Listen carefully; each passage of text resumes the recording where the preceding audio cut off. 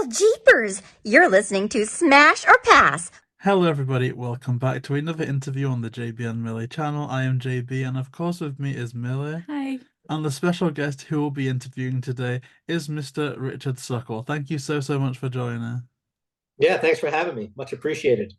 Oh, it's just incredible because the things that you've worked on, the movies you've produced are, we just love all of them so much. But like, I think the favorite ones that people will know you from is Scooby Doo 2002 and Scooby Doo 2 Monsters Unleashed. So, I mean, before that point, what really put you on the path to become a producer? I mean, I grew up in the city of Philadelphia and had no connection to the movie business other than me loving film. And I was always so fascinated whenever I would go to see a film and would see the credits on screen. I would always be curious as to how those people ended up finding their careers. And I didn't really know what a producer did. So after college, a buddy of mine who also is from Philadelphia, we made the decision to go to LA and try and find our way into Hollywood. And essentially, after doing a number of temp jobs, I ended up landing an assistant job to a producer. It was the only full time job I was able to get. And that kind of started the path where I was able to see exactly what a producer does. And looking back, it's almost like I couldn't imagine doing anything else because, as difficult as it is, and we all have difficult jobs because, you know, getting things produced is not a sprint, it's a marathon, and everything that you work on won't always get produced. But knowing that you're a part of a project from the very beginning, if not the inception, all the way through the film's production, post-production, and release is incredibly fulfilling because there's very few jobs in Hollywood that allow for someone to be involved for the entire run of an actual project from its gestation all the way through its release. So that's kind of the short end of how I got involved because I ended up working for a producer and specifically for Scooby, not to jump ahead, but the timing of it really was one in which when we had a deal, Atlas Entertainment at Turner Pictures, the short-lived Turner Pictures, and Turner had just purchased Hanna-Barbera. And being 55, I grew up with the Scooby Doo cartoon, like many of us, and still many of us today, of course. But it was really the heyday for me on Saturday morning cartoons. So loving Scooby as much as I did, and the fact that our production company had just made a deal with Turner Pictures, they in turn had bought Hanna-Barbera. And I think the last piece was really just the early days where you could have a, you know, cartoon character or really any character that would be able to be created in CGI and for that to ultimately be able to be realized on screen in a photoreal way. Those things kind of all kind of were part and parcel in Scooby getting realized. But the initial idea of the development when we started with Craig Titley at Turner really came from just my love of Scooby and wanting to develop it as a feature, knowing that the company that we had to deal with was the owners of the actual IP and the property itself. That's amazing. I mean, it's great to hear that you're such a fan of Scooby. I think it's always so clear when the people that have worked on it have been. And I think that is a very clear reason as to why it's one of our most memorable Scooby movies. And I guess as you were saying there about, becoming a producer and your path into it, for people that are, excited to be getting into the industry and things like that, how would you give them an overview of what a producer is and does? Well, that's a really good question, and not always the easiest question, only because the title of producer can mean a lot of things, and not everybody produces exactly the same way. And I think the best way, at least I describe it, is a producer is kind of the overseer or CEO of a project. And that doesn't mean that they're obviously choosing every particular person involved, and they're obviously not writing the script or directing the film. But essentially, you are overseeing and kind of putting together the pieces. And that may be partially getting the IP, like in the case of Scooby, let's say, or any other project that has some kind of underlying rights, hiring the writer, hiring the director, convincing the studio to actually spend more money, if not spend the money to make the project, casting, all the decisions that are part and parcel with the full realization of a project. The producer or the producers are involved in every aspect and are there every step of the way. So you're pretty much the biggest or one of the biggest champions of pushing the proverbial boulder up the hill. And you hear no most of the time. So, I like to say that no doesn't always mean no forever. It may mean no today, it may mean no next week. It actually may mean no next month. But in 4 months, a no might be a yes, because circumstances change and life is fluid. But I'd say the best short answer is that the producer is the person who is really the overseer of the project, that has to be the biggest champion to push that boulder up the hill to finally get it to a place where it's actually being produced. And in some ways, that part of the process, from a producer's point of view, is the longest period of time they may spend on it, which is why when you make a movie, it's sometimes surreal for me, because that window of time when you're actually in production is fairly short comparatively to the overall process itself, because you still, of course, have post-production and the release and the marketing. But the biggest time is usually spent when we are developing the project in hopes of getting it to a place where we can find a director, if there's a director already involved, and getting the financier to say they're willing to move forward and make the expenditure to actually go into production. That's really interesting, because I know that sometimes IMDb lists things a bit weirdly, and it's interesting to find those distinctions between roles, and especially when it comes to, I suppose, your most recent dip into the Scooby Doo universe, which was Scoob. I know you're listed as an executive producer on that. So how would you, and this may be another difficult question, but how would you differentiate an executive producer from a producer? Well, it's another question that is not always so easy to answer, because sometimes an executive producer might be somebody who just has the ability to provide financial support and they're not involved creatively. Sometimes an executive producer might be the person that actually controls the rights to the actual property itself. In the case of Scoob, it was a unique one in that both Chuck Roven and I were the producers of that film. And as a matter of fact, Andy Horowitz, who was a colleague of mine that I worked with on several films, including American Hustle and Suicide Squad, he was the one that actually found the writer Matt Lieberman to come in and give us the take that got us excited, that in turn got Warner Brothers to say, let's go down the path of developing another Scooby movie. At the time, Greg Silverman was the head of production at Warner's, and he and I had been talking for a while about whether it was time to try and go make another Scooby film. And we had discussed live action and animation.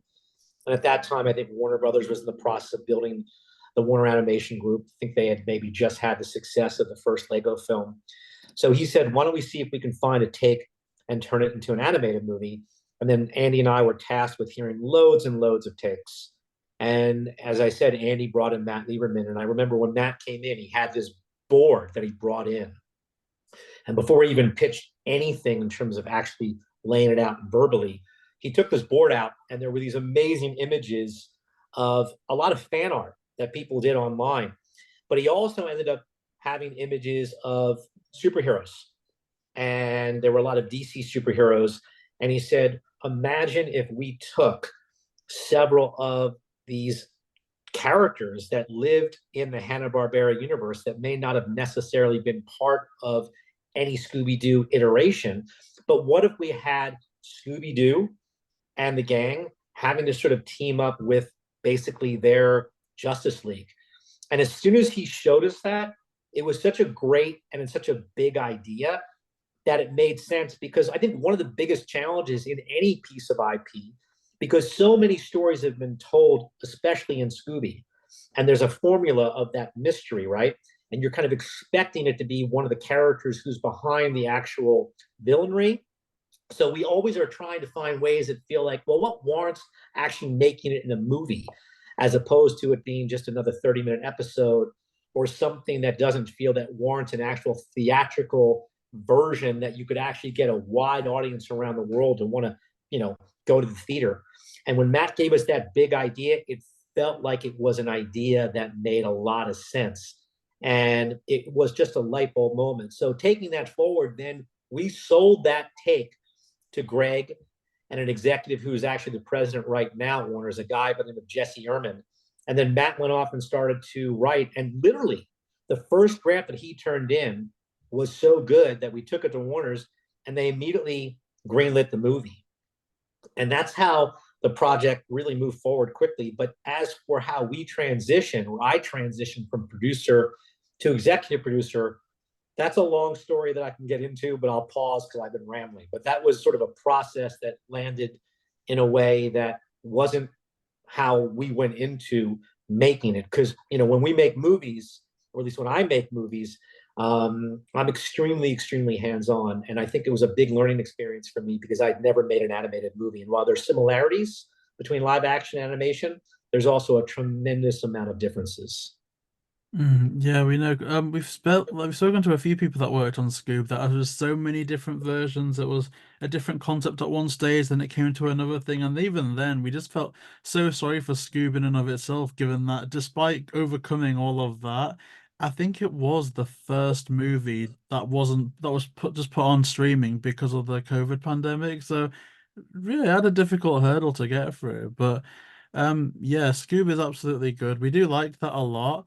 And it may be nostalgia. I don't think it is because I've watched the first two live action movies so many times now, and I still love them just as much, if not more. And I know you spoke about the Craig Titley script a bit, but were you involved in the movie at that point at all? The Craig Titley version? Yes. Yeah, matter of fact, I started it, quite frankly. Ooh.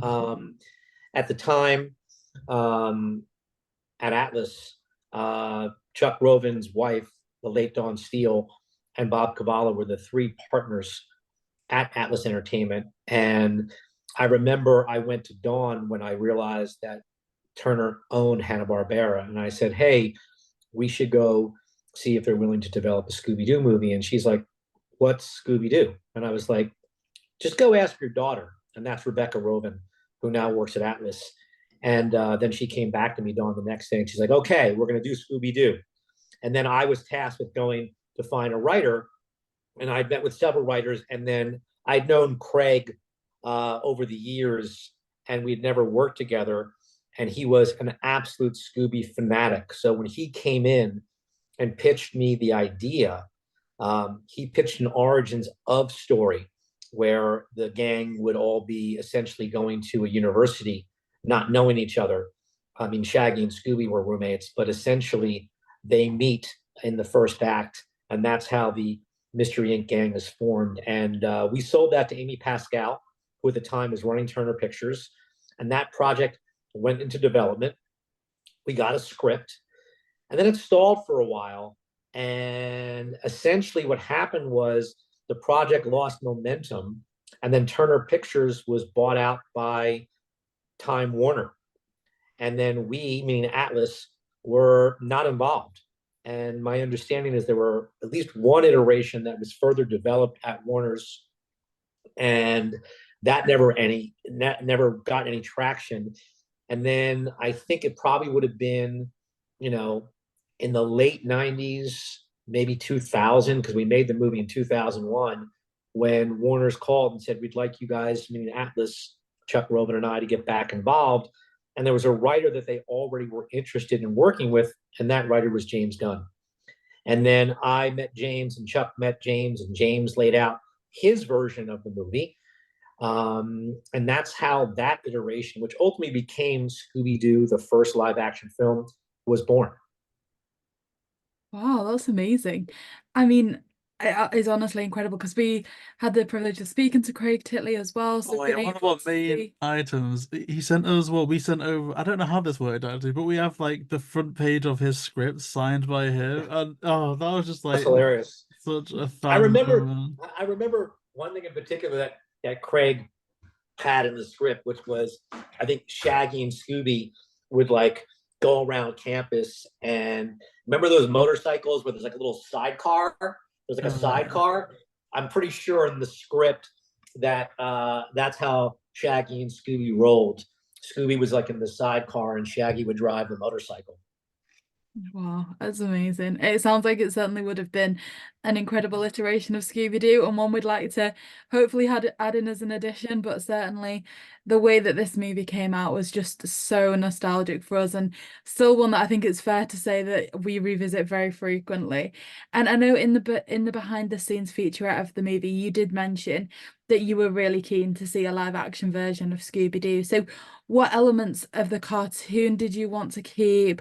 What were some of the things that you wanted to change as it was adapted into live action? You know, that's obviously a very good question and a tough question because everybody has opinions when it comes to famous properties, and Scooby being, of course, one of them.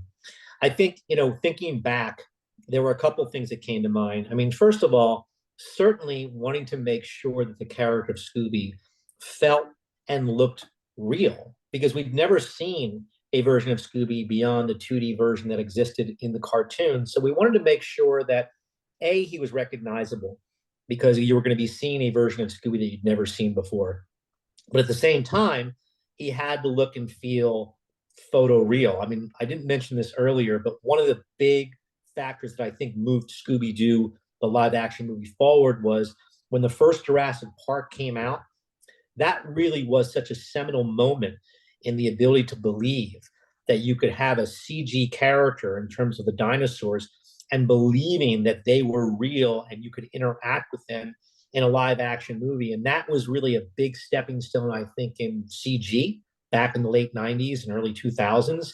So we wanted to make sure that we had a recognizable Scooby, but at the same time felt 3D, felt real, because you were going to have actors like Matthew Lillard and others interacting with him. So that was a big, big thing that we wanted. The other thing is casting, because you're taking these iconic characters and everybody's going to have their opinion as to who might be the best actors to play them. And I felt a real responsibility to make sure that the casting choices were ones that at least I felt, and hopefully fans would feel, were really great representations or good enough representations of, Fred Jones and Shaggy Rogers, and of course, all the others. And of course, there's always people that are going to be necessarily in love with those choices. Some are going to maybe not be in so love. Some are going to be skeptical before they actually see the final product. So casting was another thing. And then I think the third thing is that, I specifically can tell you that, working with James, and I've been really lucky to stay in touch with James and have a great relationship with him. And his career as a filmmaker has obviously evolved in ways that are just so extraordinary. He's one of the great filmmakers working today. That there was a lot of nostalgia that we wanted to make sure that the fans could hopefully really get a kick out of without calling too much attention to it. But at the same time, we wanted to have these moments and these things that if you were paying attention, you might think, oh, well, how did that come about? Or I'm so glad they included that.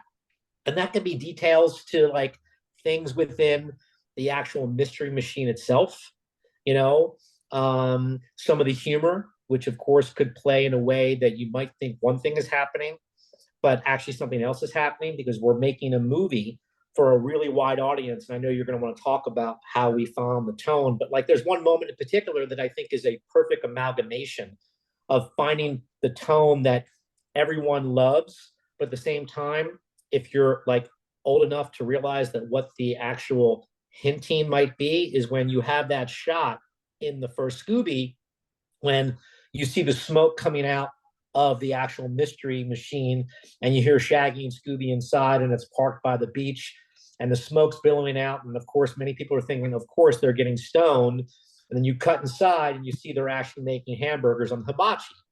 So that's like a perfect example where you're kind of paying homage to, many people, of course, who always were wondering why Shaggy and Scooby were so hungry.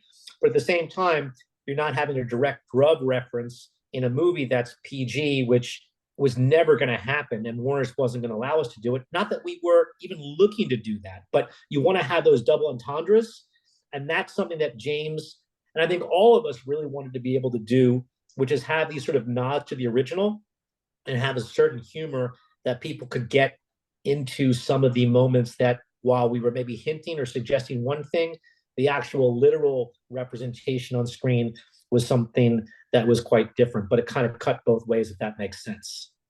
Oh yeah, I think that's amazing that you've hit the nail on the head in so many ways because the style of Scooby Doo in those two movies are absolutely perfect. Because I think that for all I do find a lot of enjoyment in the new Disney remakes of things, I think that they've kind of crossed over to where all of the animals have to look like they would do in the real world, and we have to kind of make voice actors fit around that. Whereas with the way you did Scooby in the two movies, they do look more real than the cartoon version, but also not too real that they can't be expressive and fun and true to Scooby as well. And the casting, I think you can't go on Facebook or any other website today without saying this was the best casting in like live action history. And I think that that is true, even down to Neil Fanning, because I think that for all I love, say Scott Innes's version of Scooby in the cartoons, like I can safely say that I cannot imagine those two movies where Scooby isn't voiced by Neil Fanning. So I just think that all of it is just absolutely perfect. That's really nice of you to say. And, I've kept in touch from time to time with Neil. We actually just exchanged emails recently because of the announcement of the Scooby series that I think is happening over at Netflix. And the Neil of it all happened in a way that was somewhat unexpected, in that we were making the first film down in Queensland, Australia. And Raja Gosnell, the director, and I always knew we were going to need an actor to be on set to, play the voice, because of course we need somebody to be speaking the lines that Scooby has, so the actors can at least have a certain timing and a rapport. And we had no expectations other than we asked our casting director at the time, I think it was Maura Fay, who's no longer alive, but we asked her to find people that would put their Scooby versions on tape. And we gave them some lines from the script, and Raj and I listened to a bunch of them. And then I believe we brought in a number of the finalists, and we wanted to meet with them and see how they kind of reacted in real time, as opposed to just working off of actually scripted lines. And I think at one point, maybe Matthew Lillard joined. I can't remember, but I know for the fact is that we wanted to make sure that the actors could be somewhat thinking on their feet, because we wanted a performance. And of course, actors do things sometimes that aren't necessarily scripted. And Neil was so fantastic that we hired him on the spot, and he became so embedded with the cast and became extremely close with Matt, because you can imagine that relationship that would evolve. And even at the time, we weren't even necessarily sure if Neil was going to be the actual ultimate voice for Scooby. I'm pretty sure going in, we probably thought it was going to be just a guide track. Because, of course, at the time, there were, it wasn't like Scooby wasn't in production in various formats, or at least certainly in animation. But we love Neil's version of Scooby, that at some point we were like, he's going to be our Scoob.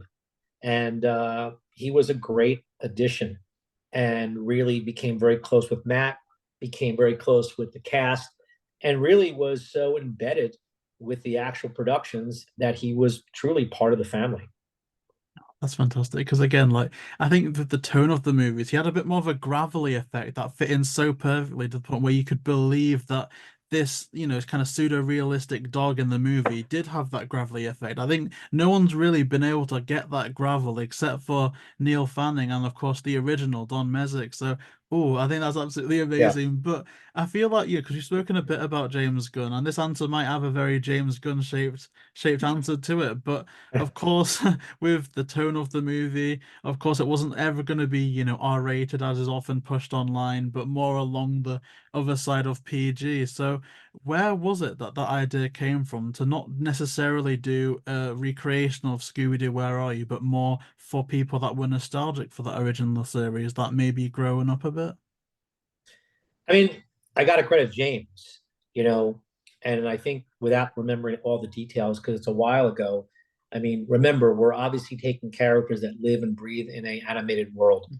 And those characters, I don't want to say they're thin, but you never really got into who they were in the cartoon. And that was just part and parcel of the formula.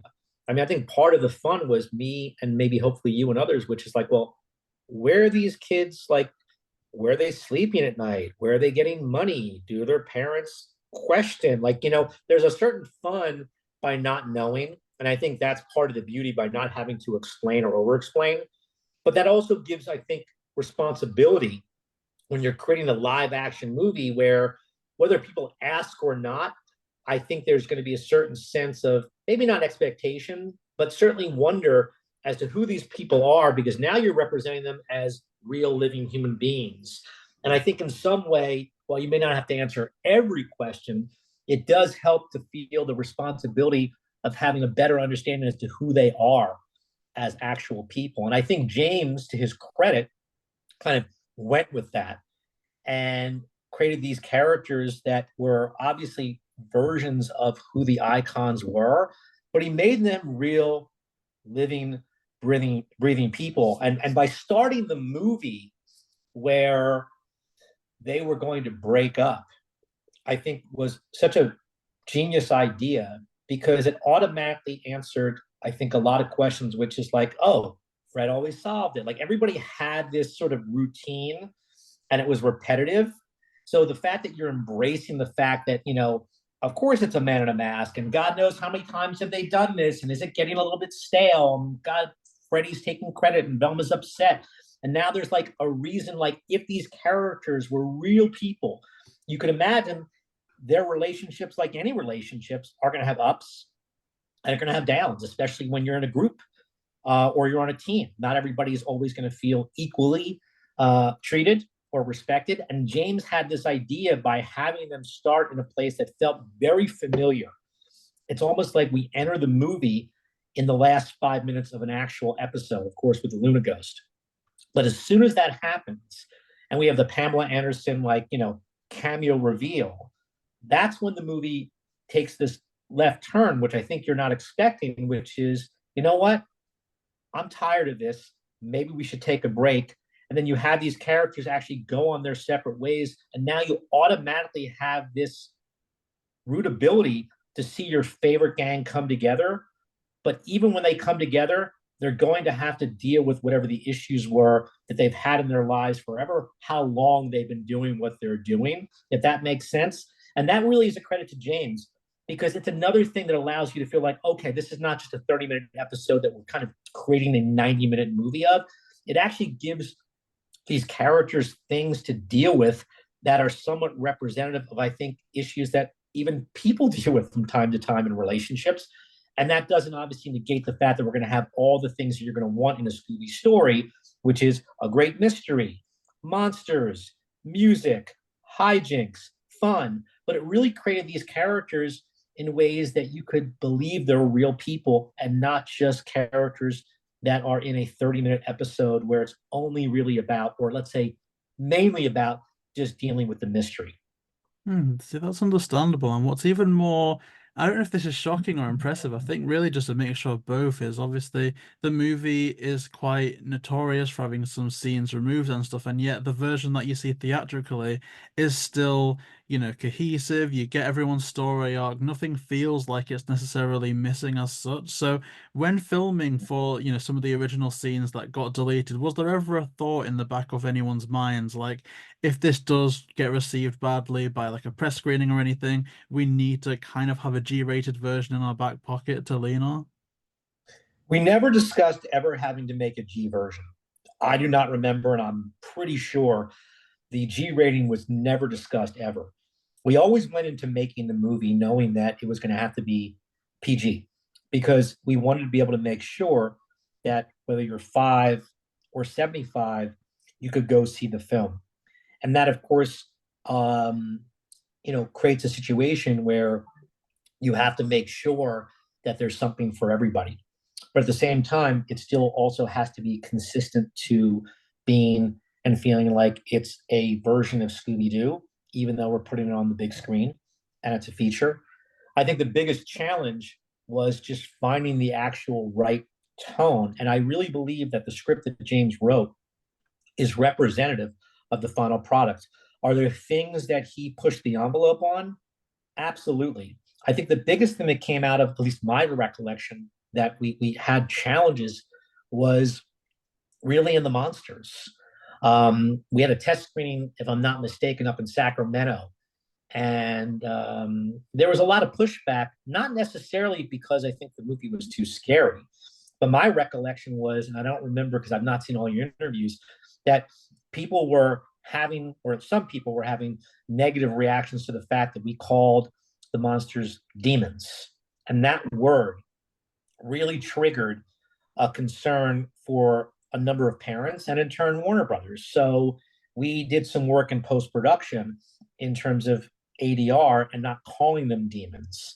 And that was kind of the biggest thing that I remember that we dealt with. But in terms of the actual story itself, it wasn't like there were story issues. It was really more a matter of figuring out how we could fit everything in that we shot, or most everything, within, a 90-minute, 100-minute movie that was cohesive.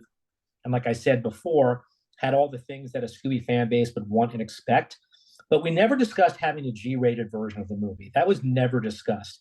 I mean, we certainly wanted to make sure the movie was scary, but not too scary. And, there's a few movies that I think have been made, at least in my generation, that are good touchstones. And I think the one that we talked about the most when we were making this movie is to, like, what's a good comp for a movie that's a comedy, but at the same time is scary.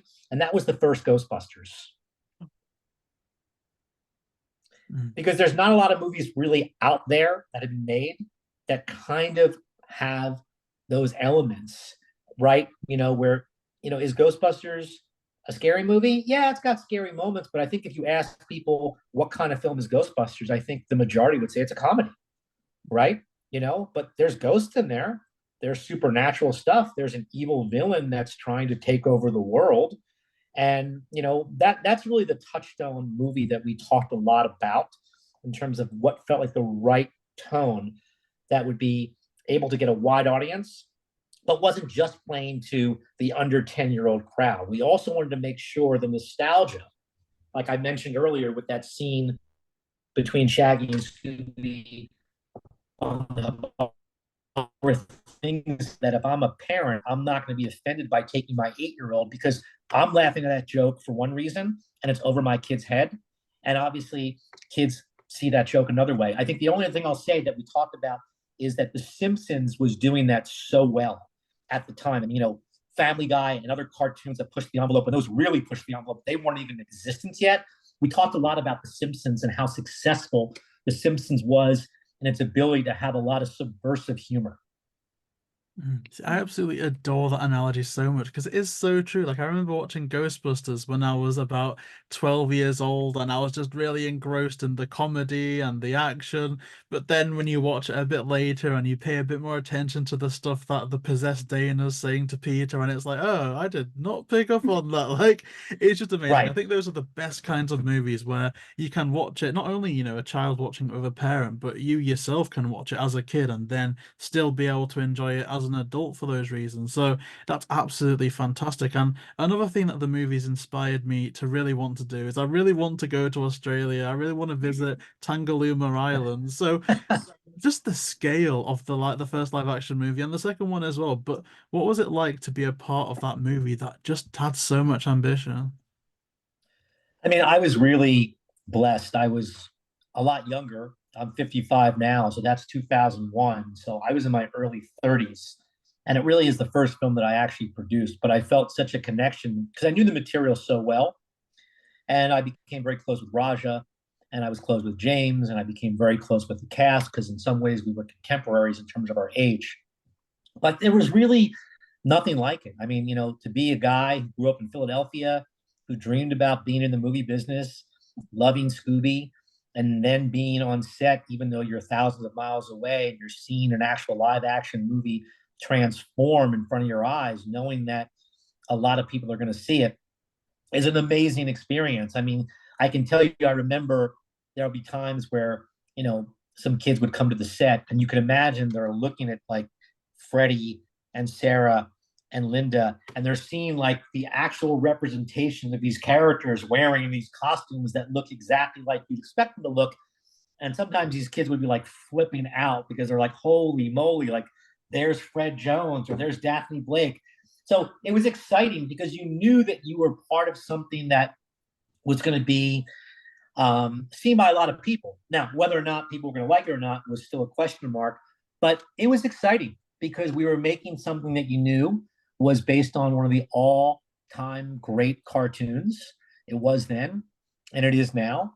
And there were amazing sets that Bill Bowes built, like on stage. I mean, two in particular. I mean, we took over the entire Village Roadshow studios in Queensland, up in the Gold Coast. I mean, one of the stages was the cave at the end, and that was an entire soundstage.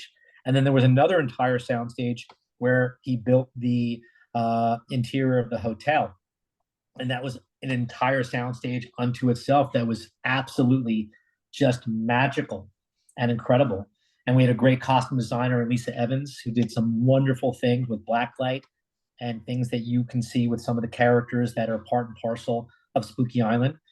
And then at the end of the shoot, we actually went and shot for, I think, around 2 weeks at Tangalooma.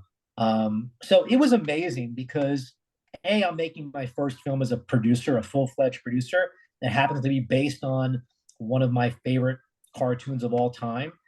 And you're getting to see almost like this cartoon world being transformed into a live action world with all these incredible colors and all these great designs and all these wonderful things where you can see how one of the great things about making movies is all these amazing creative people come together and offer their talents. And when it comes together and it coalesces, it's an amazing thing to see as a producer and as a fan, quite frankly. It certainly sounds like it was a wonderful experience. And like JayBee said, Tangalooma is the top of the list of places that we would like to try and visit. But as you said yourself, thousands of miles away. So was there any additional difficulties for being that far away and having to have everything there, all the resources there? And how did that compare with the second one being filmed in Vancouver? I mean, they are two very different movies. Going to Australia was part and parcel of wanting to shoot in a place where we could find the actual Tangalooma Island, and that certainly narrowed the choices. Plus, there's stuff, up in the Spooky Island, when Velma first goes to watch the show, and you see, Zarkos and his henchmen, that in the rainforest, which was really kind of up the hill right above where the studio was. They're just two very different movies. I mean, I will say personally, it was nice to be closer to home because Vancouver is a lot closer to LA than Brisbane is. But they were very different films in what we needed. And I think part of what we wanted is to not only continue the adventure, but also have a movie that felt and looked different. So, we created the second movie and we set it in Coolsville, because we wanted to represent what Coolsville is like. And we wanted to see, like, where is the Mr. Inc. headquarters, right? So we wanted to have a different environment for the movie. And that was really why we chose Vancouver. We needed an urban setting. Amazing. And I must admit, I love seeing, especially in that second movie, like you said, having the headquarters, the old version of where the gang used to be when they initially started off as well. There's so much of that that does almost feel like them coming home compared to the first movie. But going back to that one for a second, there are still so many elements of that that are heavily praised to this day. Everything from production design, the cast, the soundtrack. At what point in the process, if there was one, did you realize we've really got this right? Because obviously, it stood the test of time, and even now, 2 decades later, it's still a fan favorite.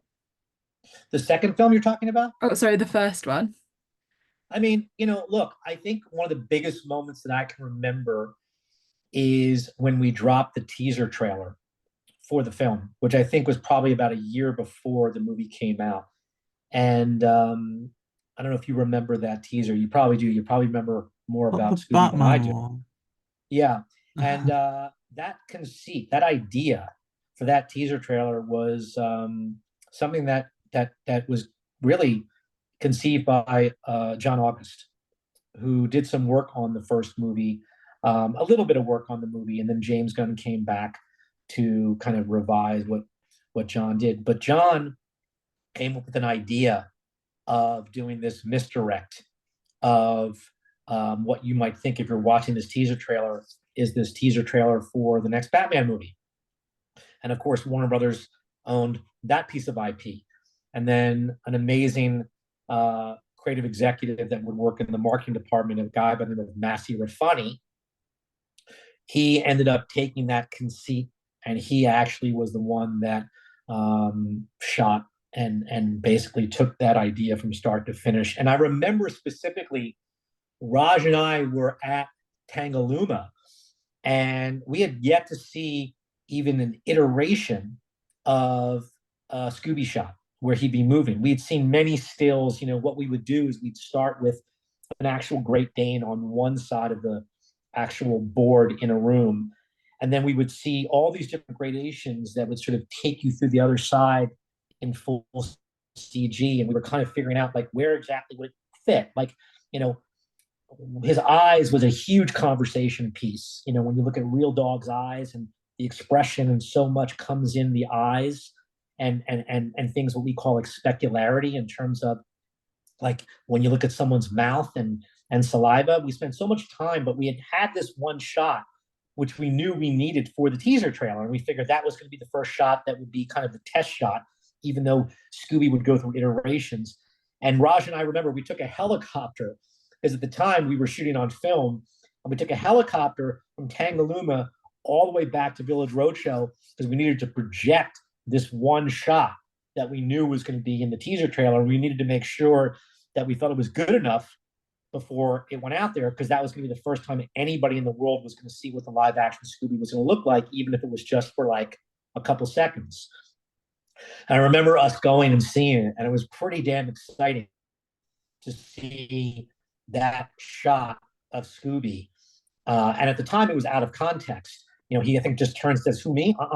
And that was really exciting. But the first moment, I think, not to say that it was like, oh, we got it, but we knew that we were on the right track, was when we saw the reaction that people had to that teaser trailer. You just felt the anticipation that people were absolutely chomping at the bit, even if it was going to be a year away, in terms of, presenting the movie to an audience. That was sort of the first moment. But I think overall, I was never overly concerned. I mean, there's things in post-production that you have to deal with. And, I always felt that the movie was going to work. It really was a question of pacing, finding the right soundtrack. We had an amazing composer in David Newman. And, we had obviously several visual effects that go beyond Scooby. So it was really a process. At the time, I think post-production was like 42 weeks. So it was like a whole year almost of in post. Gosh. That sounds really interesting, especially considering some of the things, like, of course, it's quite well documented. And I think we learnt about some more of this by Kent Bader. I think we did an interview with him about 2 years ago now, which I can't believe how much the time's flown. But, the test screening, which resulted in some of like cleavage being edited out, a bit of an implied relationship between Daphne and Velma edited out. So how common are those types of test screenings, and what type of demographic and audience are invited to them?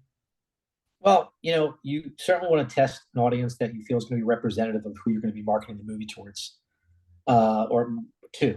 And in the case of Scooby, it's a pretty wide range. It could be anywhere between 8 and 80. I think I said earlier, 5 and 75. So you never know.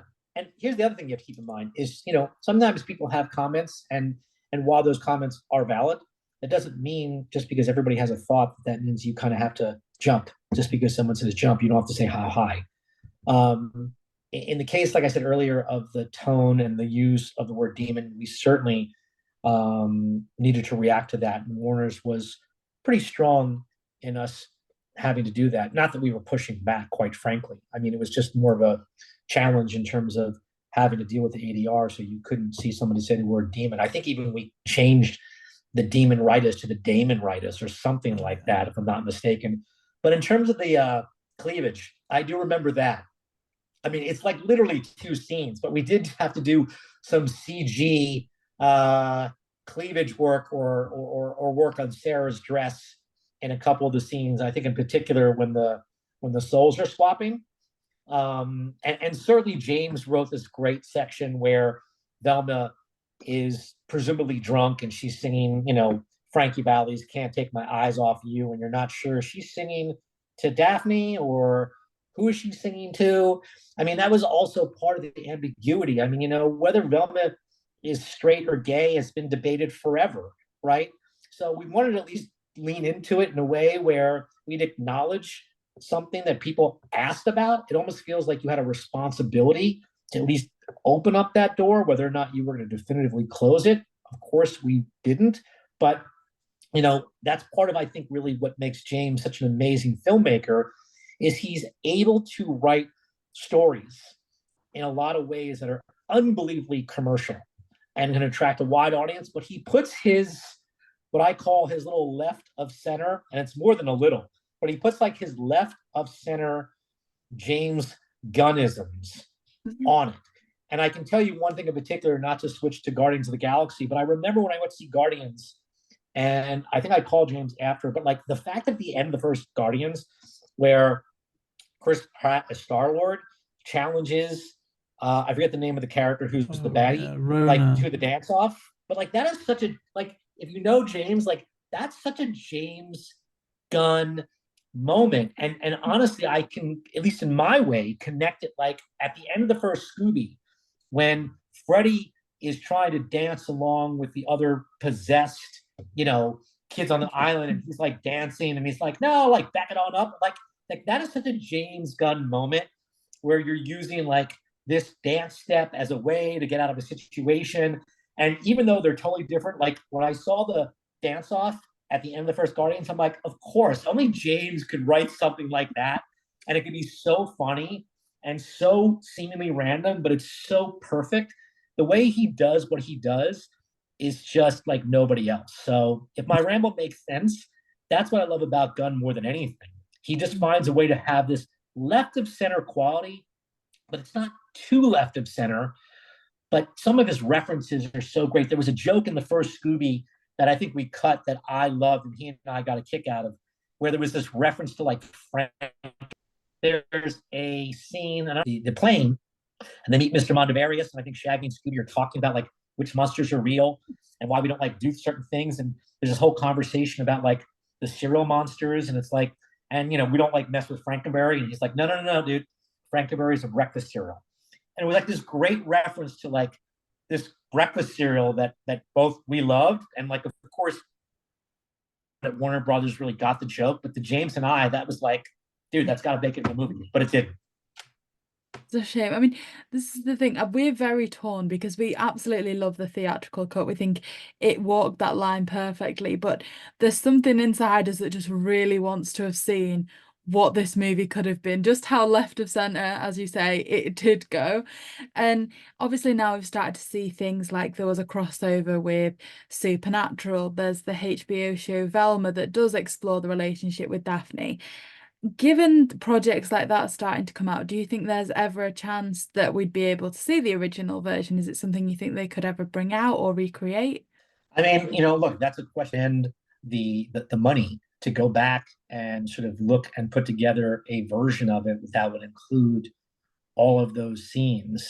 It just depends. It depends if they feel that there was a reason to do it and that people would want to actually watch it. I mean, it's an evergreen property. So I think anytime and every time you can offer new material to the fan base, and that doesn't have to be like, oh, just recutting or showing scenes from a previous incarnation. I think it helps prolong the actual property's value and livelihood.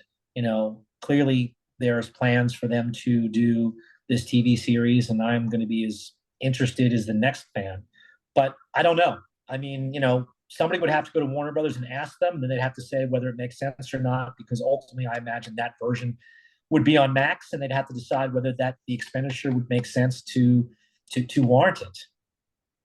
No, that makes a lot of sense. We know that there's a lot of people that would be interested in that, but I guess communicating that to Warner Brothers is another thing. So that's definitely an interesting thing to take note of. And another thing as well is there's been a lot of like rumors about the movie. You know, there's definitely been one that's been floating around, which I think Ken Bader helped us dispute was Tim Curry declining the role of Mondavarius because he hated Scrappy. Like, are there any rumors about either the first movie or the second movie that you've seen flying about the internet that you'd like to kind of either add credence to or perhaps dispute?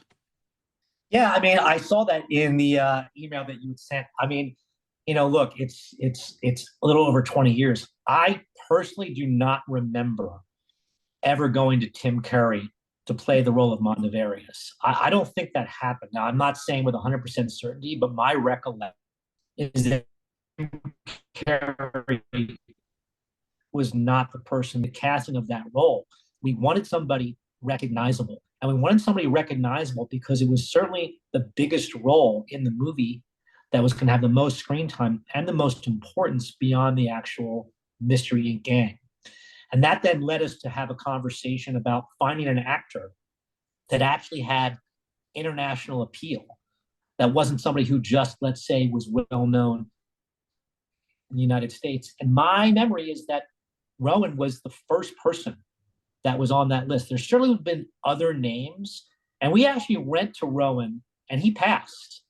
And we went back to Rowan, and I don't remember how much time was in between our initially going to him and him saying he wasn't interested, but we certainly went to him and he passed or said not for him. And then we went back to him and he ultimately said yes. So that's my recollection. As for the Scrappy of it all, I think I would have remembered if an actor was like, oh, absolutely, positively, no way am I going to do the movie because of Scrappy's involvement. I mean, I think, once again, to credit James, the idea of Scrappy being the ultimate villain is a fan's, for lack of a better word, wet dream. I mean, the fact is, I, for sure, was never really a big fan of Scrappy. And I imagine it's been debated time and time again about once Scrappy was introduced, did the show jump the shark? But Scrappy seemed to be the perfect villain for the movie, which also kind of gave it this meta-like quality, because not only were we creating a character in the movie that was part of the canon, but you could logically understand that his beef, his issue with the gang, as James wrote it, seems completely legitimate and almost plays into fans' frustrations, or some fans' frustrations, as to how annoying Scrappy was. I mean, to me, it's one of the great, great, great things about the original. And I absolutely love the fact that we have the flashback. As a matter of fact, I can tell you a story that is something that we shot, but you can imagine. And Scrappy basically declares himself the de facto leader, and he pees on Daphne. There was an extra bit of footage, and if you look at the movie, you actually see him, that is Scrappy's character, like makes eye contact with where Daphne is sitting. And there was a moment that we actually, I'm pretty sure it exists, where literally like he winks at Daphne as if like they have some kind of weird like sexual thing going on where like he pees on her and she likes it, which of course never ever was going to make it. But if you look and you go back, when he pees, he's like, ooh, he like looks, I'm pretty sure he looks over at Daphne, and then we cut. But there was a beat where we animated where he like winked at her, like it was almost like an inside joke where she liked to get peed on, which is so crazy now that I'm saying it, because of course it would never make it in the movie.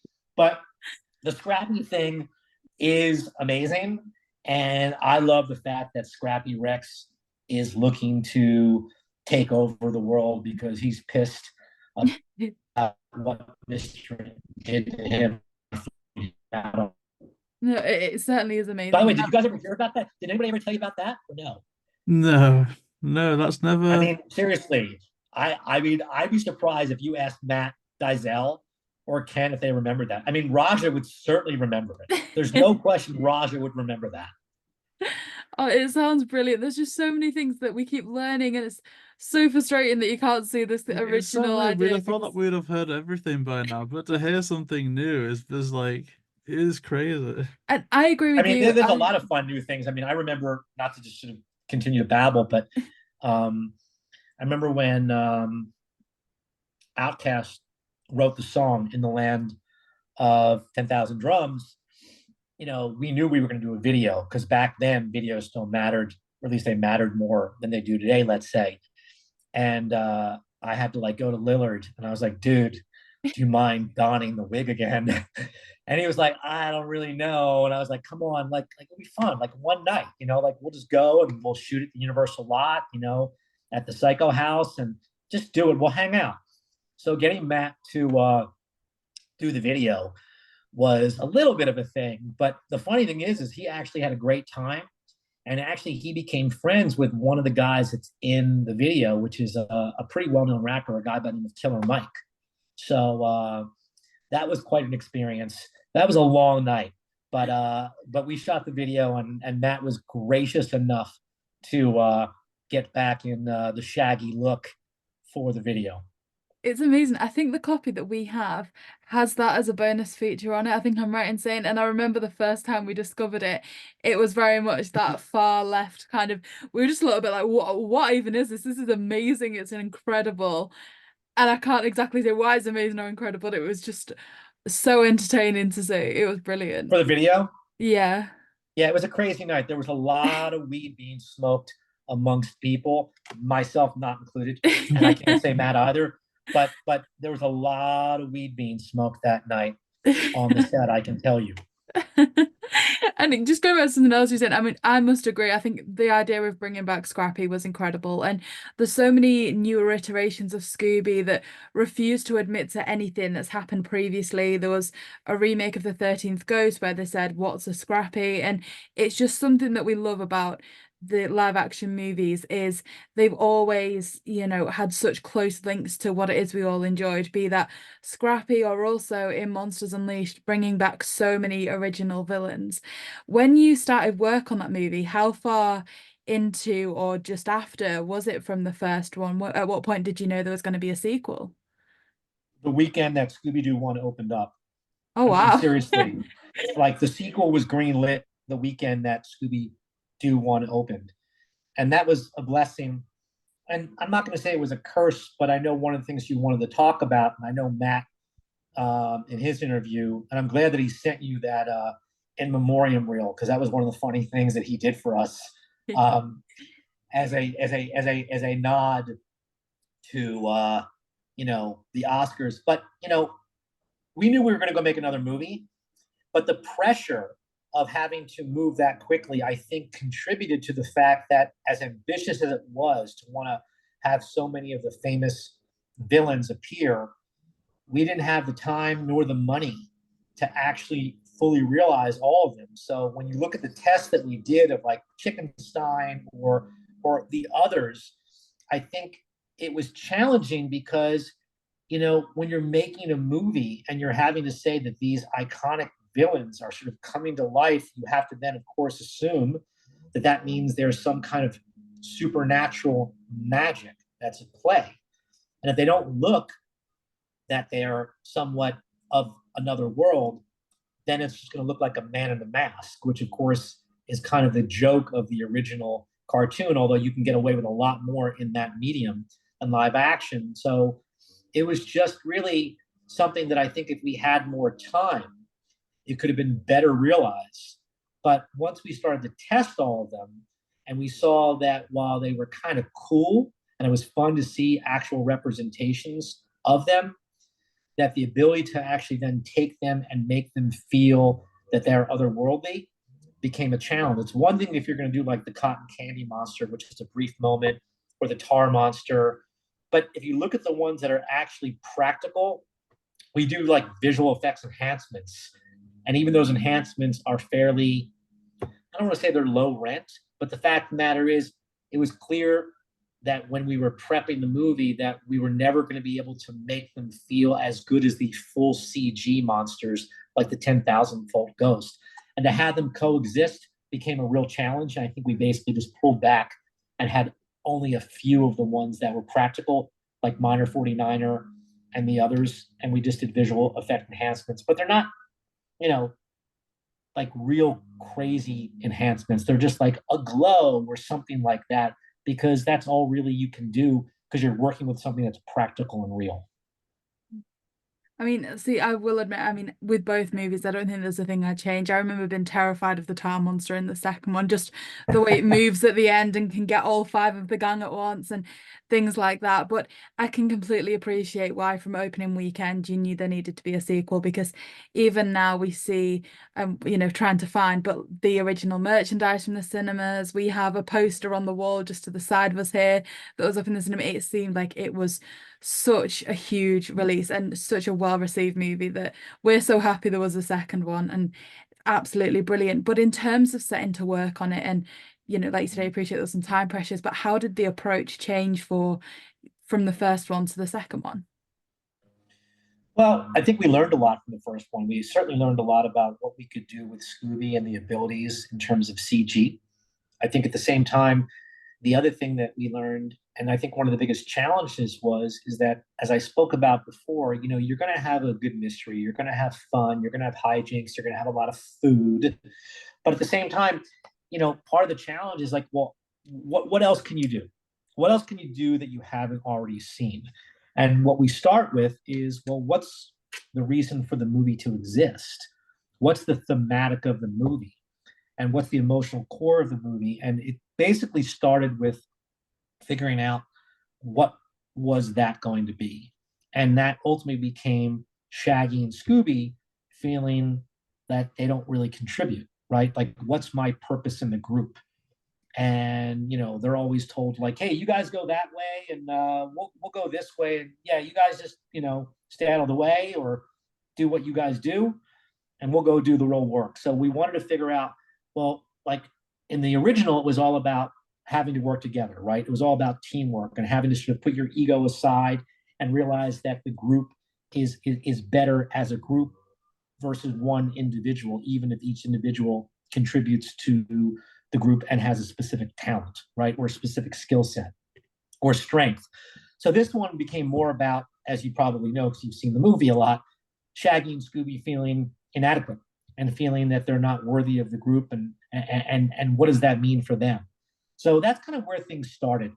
And then we, of course, had to figure out what's the mystery, who's the villain. But I think for me, looking back, because the original was so good and we had a great villain, Scrappy, we obviously couldn't do the same thing. So what do we do to up our game? And, you know, people are looking for clues, or people are looking for, you know, what we might be trying to do by calling upon iconic characters or putting some kind of spin on something that maybe was part and parcel of the famous franchise. And it wasn't easy. You know, how many times can you unmask somebody to only unmask somebody to unmask somebody?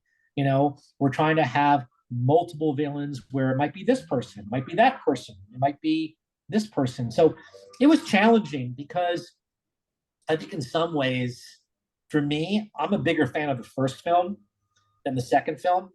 And I do like the second film, but I think the first film just happens to have a certain vibe and a certain funness that I think the second one doesn't live up to, at least comparing the two. I think the second one tries to be, when I say tries, to be more emotional and have much more of an emotional thread, which I think is good. But I think ultimately, the movie's a comedy. And I think we suffered, at least in my opinion, from not being as funny as the original was. And that's just kind of my takeaway, personally. I haven't seen the movie in a while, but, you know, the great thing about the first one, there's a simplicity. It's like, who's the MacGuffin? The bad guys need Scooby. Why? He's got a pure soul.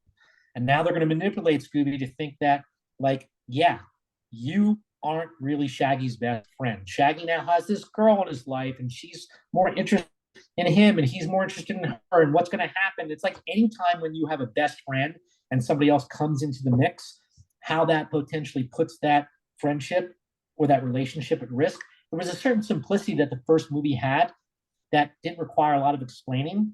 And the second one, I think, I don't want to say suffered, but had challenges because we just wanted to do something different and not do the same old thing, of course, which, as we talked about, is tough when you have a franchise and you have so many narratives that have already existed in the world, even if it's in a different format. And we were under a serious time pressure to turn the movie around. So I apologize for rambling, but we knew we were making a movie right away.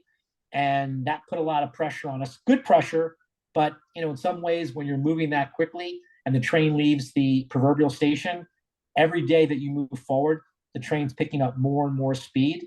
And whenever you work on a film or a series, time is your friend, and that's the most valuable commodity. And anything great requires time. It doesn't matter how much money you throw at things. The more time you have, the more time you have to figure out what's right, what's wrong, try things to see what works, what doesn't work. Sometimes you develop something and you think it's a great idea, and then you see the script and you realize maybe it wasn't as good, or maybe there's issues that you didn't realize until you're actually reading the script in front of you. So that's the best way I could answer the transition. There was a lot of pressure to move and move quickly. See, I will say that's quite an unpopular opinion, especially online, and yeah, I agree with it wholeheartedly. Like, a lot of people do prefer the sequel over the original, but for me, quite simply, the first movie, it's just different gravy, for lack of a better phrase. It's just so iconic, and it does have such more sense of fun, to the point where, if anything, my bias, follows forward to the sequel, where the one thing that really disappointed me was, there's no reference to the first one at all. The Luna Ghost outfit isn't in the museum. Like, was there an inherent almost pressure to distance the second movie from the first one for maybe critical reception reason, or because of the different tone of the movie? Or was it just, we want to do something completely different with the second one, to the point where maybe people could enjoy it who haven't necessarily watched that first movie? There was definitely no sense of, oh, you have to figure out how to make a movie that's going to be more critically well received. I don't remember ever having that conversation. I certainly don't remember ever having a conversation about we have to have no connection or reference to the first movie. I mean, looking back, we probably should have. How that would have manifested itself, I don't know. Whether it was the Luna Ghost, Mr. Smithers coming back, or some kind of Pamela Anderson thing, or what have you, a character from the first film. There was no distancing. I think the biggest thing was we wanted the movie to look and feel different. So you were going into a different environment and a different setting. And even though we were creating Coolsville up in Vancouver, and we had, of course, the haunted house, and we had other things, I think for me, one of the things, and it's easy to kind of play, Monday morning quarterback, as we would say here in the States. I think one of the things that I loved about the first one, which I wish we would have done in the second one, is when you go to a place like Tangalooma Island, there's something so unique about that setting. I mean, it's not the real world. I mean, yes, we're in a live action setting, but you're in this fantastical resort. You're in this sort of like amusement park, which of course sometimes Scooby would take place in.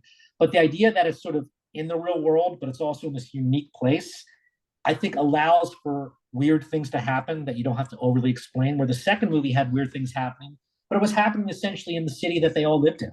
And I think that a movie like Scooby is, at least in my opinion, better off when you take them to an exotic location where odd things, paranormal things, weird things can happen, because it's not a place or a setting that you actually spend time in every single day, even though you're in a world where there's a guy wearing an ascot, there's a girl that only wears purple, and there's an actual talking dog that no one comments on. So that's my takeaway. But there was no pressure. The second movie be almost like Scrappy's revenge. I mean, I remember having some conversations about like having this movie open where it's like Scrappy's in his cell like Hannibal Lecter, and he's been just like plotting his revenge, and he's going to figure out how to get out, and he's going to basically show Mystery Inc. and the world who's boss, and there's some kind of like breakout. And then the next thing you know, it's like he's amassed like this group of evil, and he's trying to like, take down Mystery Inc. It's some kind of like revenge story, and that's sort of one thought that's come up over the years. But I hope I'm answering your question. There was no pressure or directive other than we were kind of figuring out what the next movie was going to be. And this is sort of what it was. See, that just made me think about another question, if that's okay, because you mentioned like, returning characters, and obviously Old Man Smithers in the first movie, his last words on screen were, "I'll get you for this." And again, piecing things together, we do understand that there was perhaps another version where Mr. Smithers would have been more involved in the first movie. Do you have any information about that version at all, or why that There was didn't come to never a pass? version of Mr. Smithers being involved that I can remember. It really was, how do we open the movie, like I said earlier, which felt like you were in the last 5 minutes of an episode. And I don't know if anybody told you this, but we did struggle with how to open the movie in terms of a title sequence. And there was an actual animated title sequence. And I don't know if it's been put out there or not, but we actually paid and had a full opening title sequence that actually played out, that then led into the actual exterior of the Wow Toy Factory. And I don't remember why we didn't use it. I think at some point we just were like, hey, you know what? The animated version was great. The live action version needs to live on its own. I think we decided just to say, let's just sort of have the live action version open the way it opens. But I don't remember. Have you guys ever seen? Has it been put out there? There's an actual Yeah. animated title sequence. I think it's on the DVD bonus features. Oh, is And it? in the Okay. filmmaker's commentary, I think it was Roger that said it was just for timing reasons ultimately. I don't remember it being timing. I mean, maybe it was, but I also do think we realized that if you're going to make a live action version of the movie, then that's what you're doing. And you kind of want to separate yourself from the cartoon. And that to me was my recollection of why we chose not to do it. But he may also be right if it was a timing thing. But that's my recollection, guys. Thank you. And I guess to get into the stage of wrapping things up on the second movie a bit, obviously we've spoken about, the monsters, the practical monsters that didn't quite make it. Is there a monster in particular that if you did have a bit more time, say for instance, if the sequel was the first one, that you would really have wanted to have included? Like I know that there was a call out to Chickenstein at the start of that movie, maybe it would have been an idea to bring that full circle. But is there one particular monster that you wish would have been kept in that version? Um, if I'm being honest, there isn't one in particular because I really did love the fact that we were trying to create representations of all of them. And in some ways, now that I think about it, and we talked a little bit earlier about Scoob, it almost felt like it was like this all-star group of villains that had such animosity and anger towards Mr. Ink for having, outsmarted them, our meddling kids. I just love the idea of like this group of bad guys coming together and wanting to exact their revenge. So I can't say there's one in particular because I had so much fun seeing them represented, even though, of course, many of them got axed. But there really wasn't one because it was just so fun to see them materialize. And in some ways, I actually think now, maybe more than ever, the idea that some of them looked so ridiculous actually might have been something that we probably could have embraced. There was such a sense of like wanting to make sure, and I talked about this earlier, where it's like, are they believable? In the context of the movie, may have been part of the fun, where it's like Chickenstein, like really, like what I mean, like it's like so silly.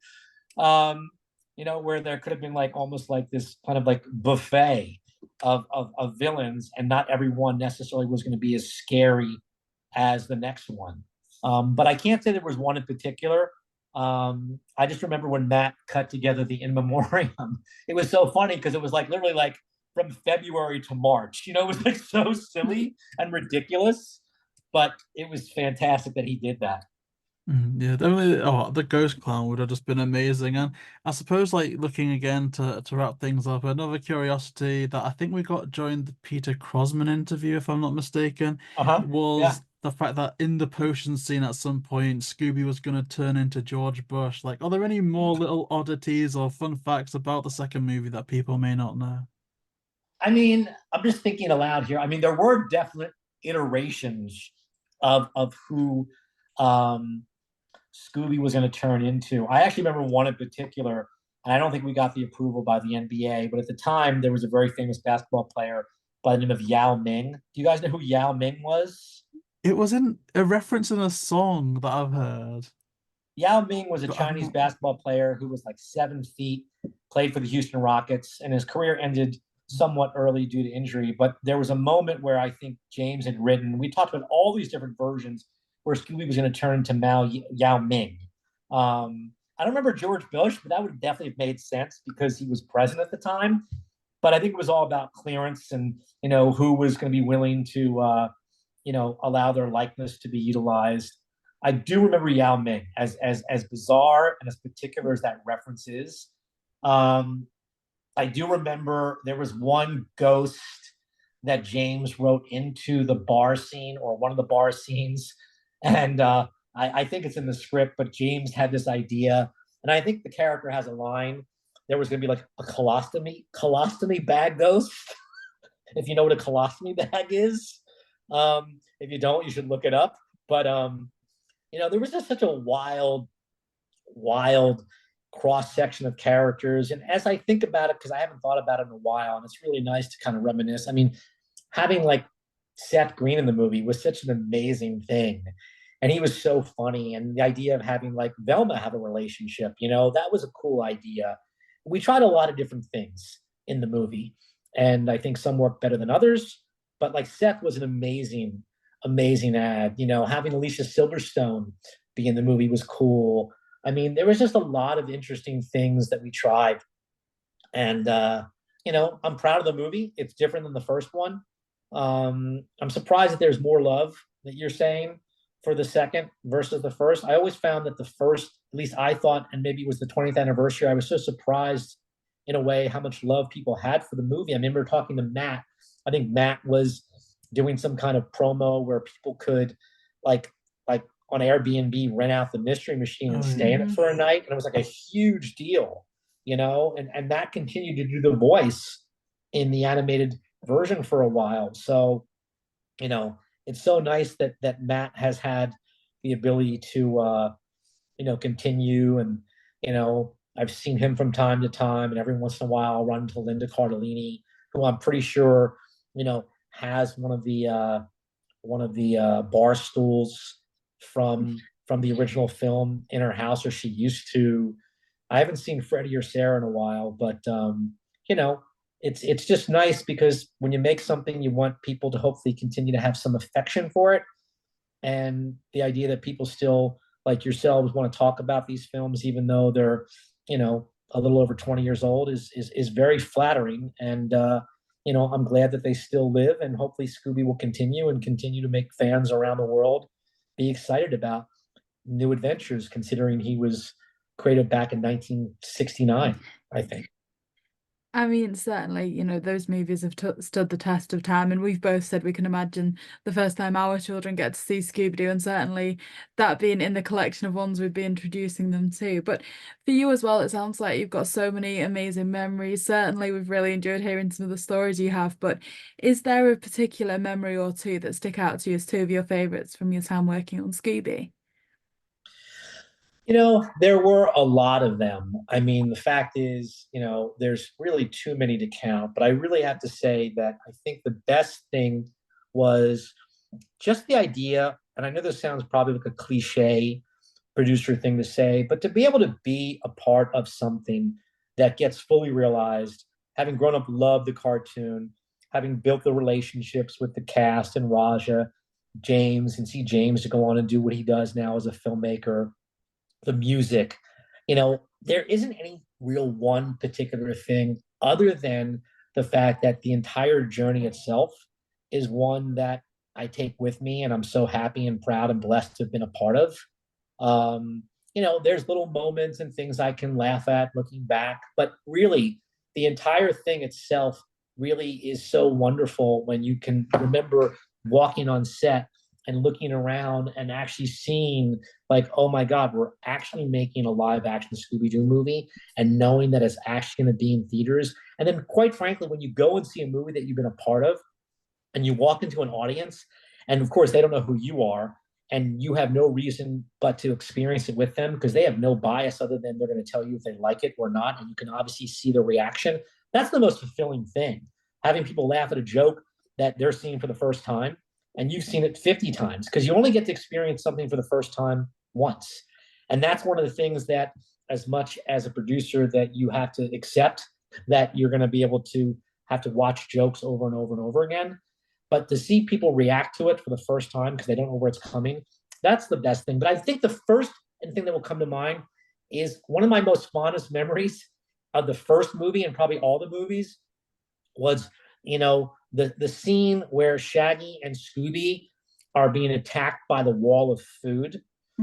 and they're literally trying to eat their way out of it, even though it's plastic. Like, that's another quintessential, just weird James Gunn thing, and that for some reason stays with me, because it's so odd and weird, but at the same time it makes complete sense.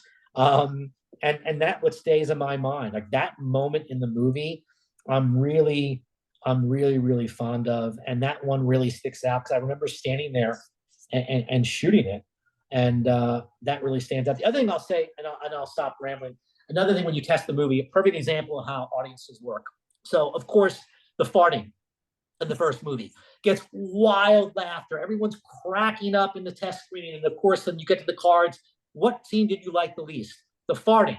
Okay, so many people wrote down that's the scene that they liked the least. Probably the parents, because of course they don't want to promote that. And then what scene you like the most? Same screen, the farting. So the reality is, it's like you go through these experiences and you just laugh because people love something, but they seem to hate it, or they don't want to admit that they love it because, like, farting's disgusting. But I mean, like, Shaggy and Scooby having a farting contest makes complete sense. And that's why, of course, everyone's cracking up, because of course that's what they do. They're like two 5-year-olds, but they're best friends and they can do things that they both enjoy and laugh at. So that's another thing that stands out in my head. So as random as that might seem, that stands out in my head too as an experience. Oh, it's just amazing to look at the past of things. That's brilliant. And of course, going more into the future and stuff. Like, obviously, Brian Levant did the Cartoon Network movies, and Susan Ionessi did the Daphne and Velma movie, which was live action. But now we've spoken briefly about Berlanti Productions doing the new live action Scooby Doo Netflix show. Like, do you have any advice for them at all about how they can get it right, or things that they really should do, shouldn't do at all? It's hard to give advice. Greg is such a great showrunner and is one of the most prolific and greats out there. I'm really anxious to see how it unfolds. I think, it's a comedy first and foremost. It's got to be funny. I mean, I know that sounds obvious, but seriously, it's got to be funny. And I think ultimately, as much as people love Mystery Inc., the key relationship and the relationship that fans want to see most is the dynamic between Shaggy and Scooby, because it's so representative of best friends. And of course, anybody that's had a pet, let alone a dog, always has imagined, what if your dog could talk to you, even though your dog does communicate with you? It's in their eyes and it's in their behavior. But I think that's the key.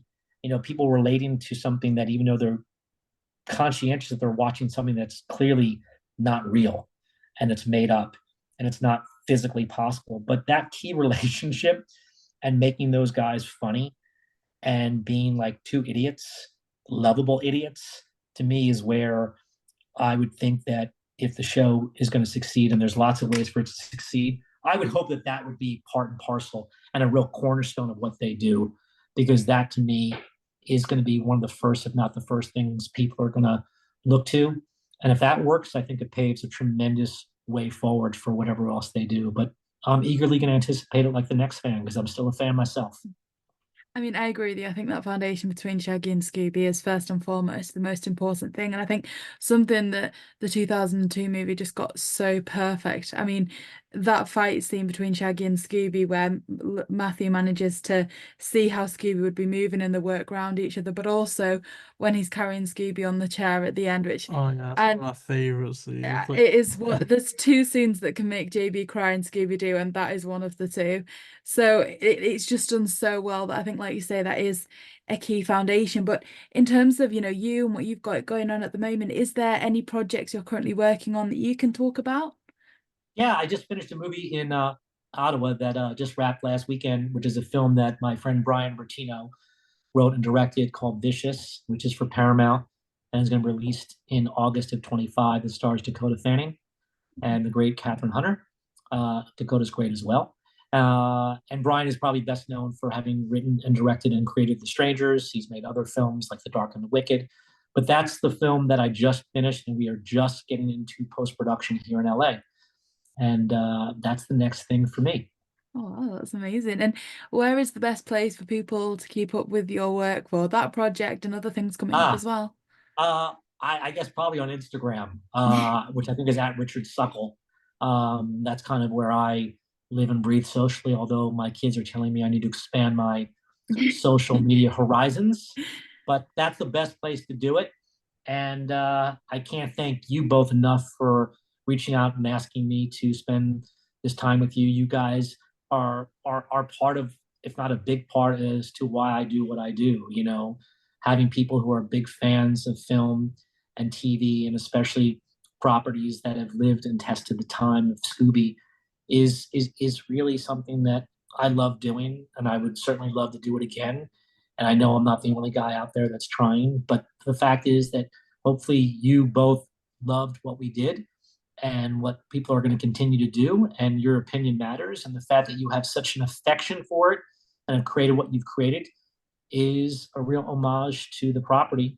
And I think it's why it will continue to live for another 50 years beyond when we are here and gone. So thank you guys for everything you did, and feel free to reach out if you have any questions.